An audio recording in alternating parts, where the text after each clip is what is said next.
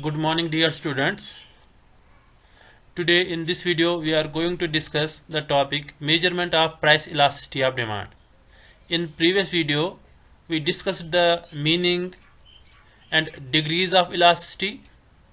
We also discussed the determinants of elasticity of demand. Now today we are going to discuss measurement of price elasticity of demand, that is how you can measure the elasticity of demand. What are the different methods of elasticity of demand? Let us start. Actually, there are three methods of price elasticity of demand, measurement of price elasticity of demand. One is percentage change method, or we can say proportionate method. Second is total outlay method or expenditure method, and third one is point method or graphic method. But in your syllabus there is only one method, that is percentage change method, but we will discuss other two as well, not thoroughly, but you should, as a student of economics, you should know what are other two methods as well. So let us start from percentage change method.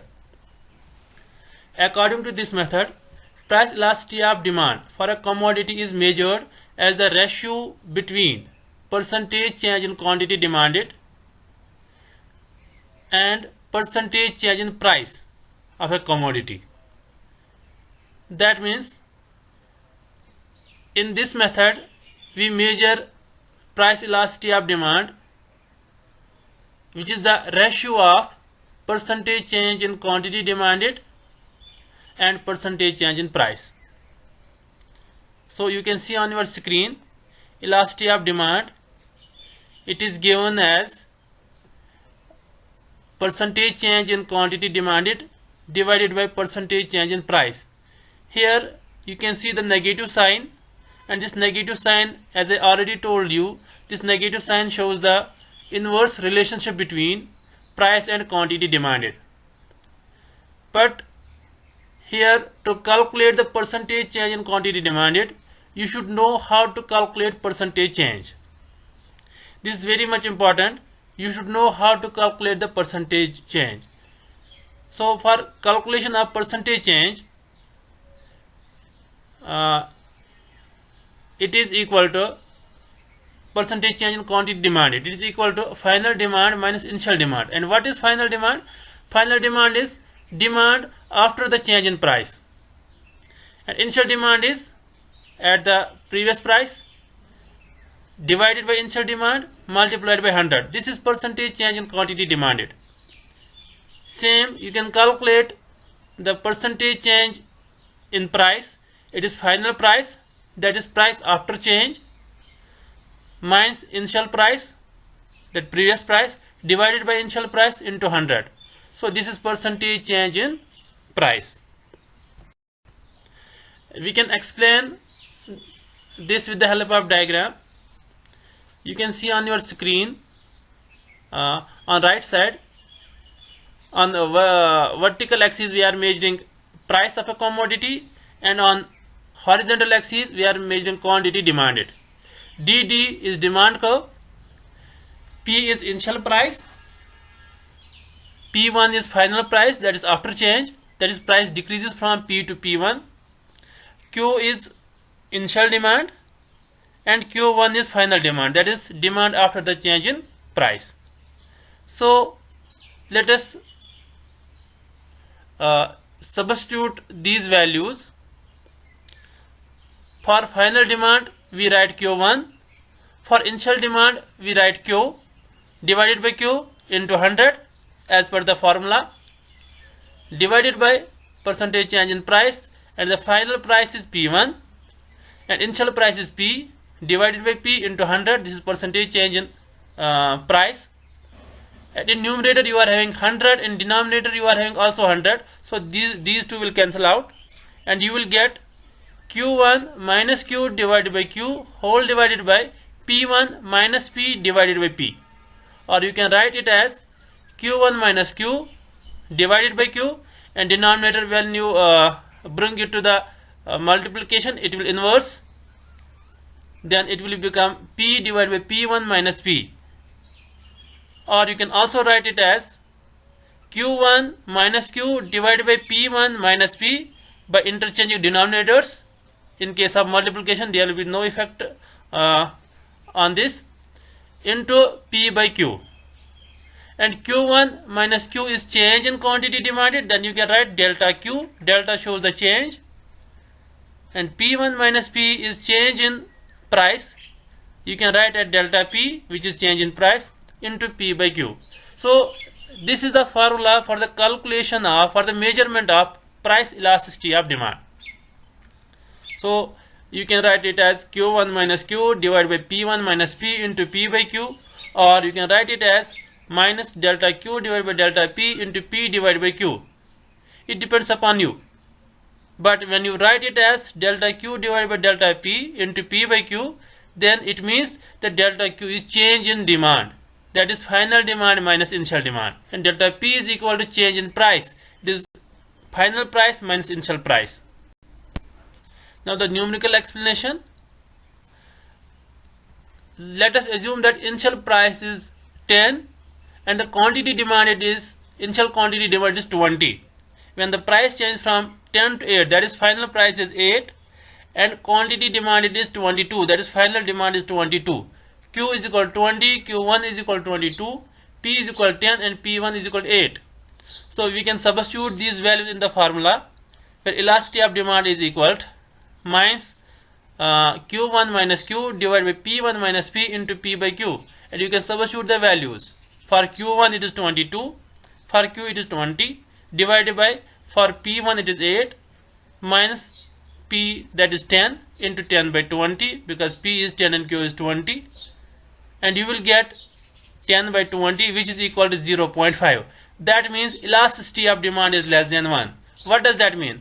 That means proportionate change in price leads to more than proportionate change in quantity demanded. That means 1% change here, 0.5 means 1% change in price leads to only 0.5% change in quantity demanded. That is why we can say elasticity of demand, price elasticity of demand is less than 1.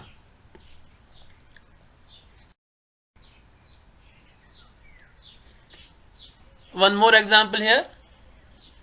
Say if Q is equal to 20 and Q1 is equal to 24, then P is equal to 10 and P1 is equal to 8. Given in the table, in the schedule, you can check on your screen. When price is 10, quantity demand is 20. When price is 8, quantity demand is 24. At that time, how you can calculate the elasticity of demand? You can calculate it by substituting these values. Then you will get Q1 is equal to 24 minus Q is 20 divided by P1 is 8 minus P is 10 into 10 divided by 20. And you will get 24 minus 20 is 4 divided by 8 minus 10 is minus 2. And these two minus and minus will cancel out. And you will get 2 into 10 divided by 20, which is equal to 1. So here elasticity of demand is equal to 1. What does that mean? That means 1% change in price leads to 1% change in quantity demanded, or percentage change in price leads to same percentage change in quantity demanded. As I already told you in previous lecture, that slope of demand curve measures the absolute change in demand due to change in price, and price elasticity of demand measures the relative change. Now, is there any relationship between slope of demand curve and price elasticity of demand? We know that the elasticity of demand, it is change in quantity demanded divided by change in price multiplied by the ratio of price and quantity demanded. That is delta Q divided by delta P into P by Q. And now the slope of demand curve, you can see on your screen, diagram is given. This is demand curve, and initial price is P and quantity demand is Q, and after the change the price becomes P minus delta P. That means change in price is delta P, and the demand becomes Q plus delta Q. That is, delta Q is change in quantity demanded. When price decreases by delta P, quantity demanded increases by delta Q. Now, what is the slope? Slope is actually the tan theta. In class 10th, you had done your that trigonometry chapter, and you know that tan theta measures the slope, and tan theta is equal to perpendicular divided by base, and here perpendicular is delta P and base is delta Q. So slope is equal to delta P divided by delta Q. Then the relationship will be equal to elasticity of demand is inverse of slope of demand curve multiplied by the ratio of price and quantity demanded, and this price is initial price and this Q is initial quantity demanded. So elasticity of demand is equal to minus sign. Remember this thing, I already told you this minus sign is only for showing inverse relationship between price and quantity demanded. If you are having a numerical problem, you need to solve that numerical problem, and elasticity is already given, and if the elasticity of demand ED is already given and that is a negative number, for example minus 1, minus 1.5, minus 6, minus 2, minus 3, then you need not write this negative sign in the formula. Why? Because that inverse relationship is already shown by the elasticity of demand which is given. It may be any value, minus 1.5, minus 2, minus 3. So if you are in your numerical elasticity of demand is given and you need to calculate any other variable, because in elasticity of demand you are having say Q1 final demand is a variable, initial demand is a variable, final price is a variable, initial price is a variable, and elasticity of a demand is variable. So among these 5 variables, if 4 are given, you can calculate the 5th variable. Now if elasticity of demand is already given and that is a negative number, then you need not to write this negative sign. Remember this thing. Other 2 methods, these 2 methods are not in your syllabus, but still you should know about these 2 methods as well.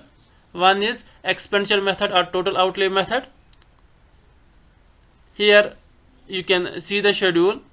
If the expenditure increases with the decrease in price, remember this thing, if the total expenditures spent on a commodity increases with the decrease in price, as price decreases from 150 to 125, quantity demanded increases from 3 to 4, and the total expenditure, earlier it was 150 into 3, that is 450, now it is 500. So with the decrease in price, the total expenditure on the commodity increase, then elasticity of demand is greater than 1. If the price decreases and there is no change in the expenditure, total expenditure on the commodity, that is from 125 to 100, price decreases from 125 to 100 and quantity demand increases from 4 to 5, and total outlay is 500 on 125 and 500 when price is 100, then at that time elasticity of demand is equal to 1.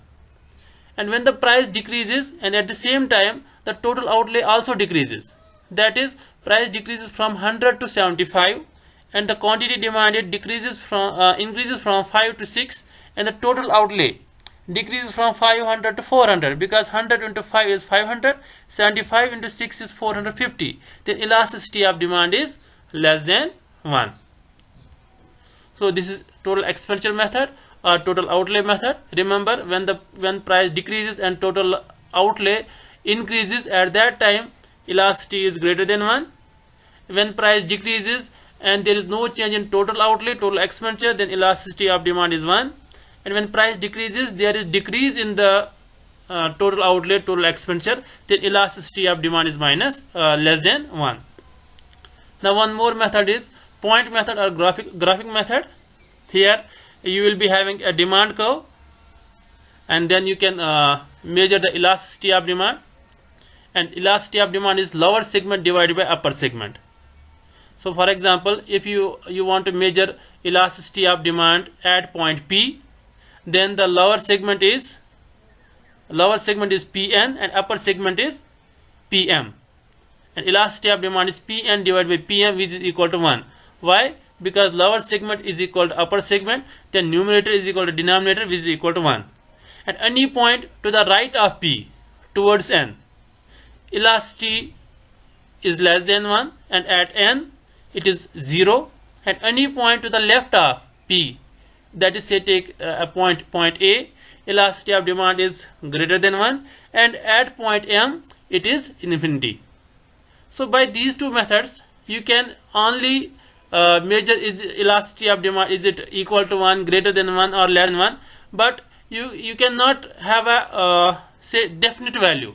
But in case of percentage method, we are having a definite value of elasticity of demand. That is why the percentage method of measurement is very important method, and from the examination point of view, that is also very important, because you will get at least one numerical from this topic.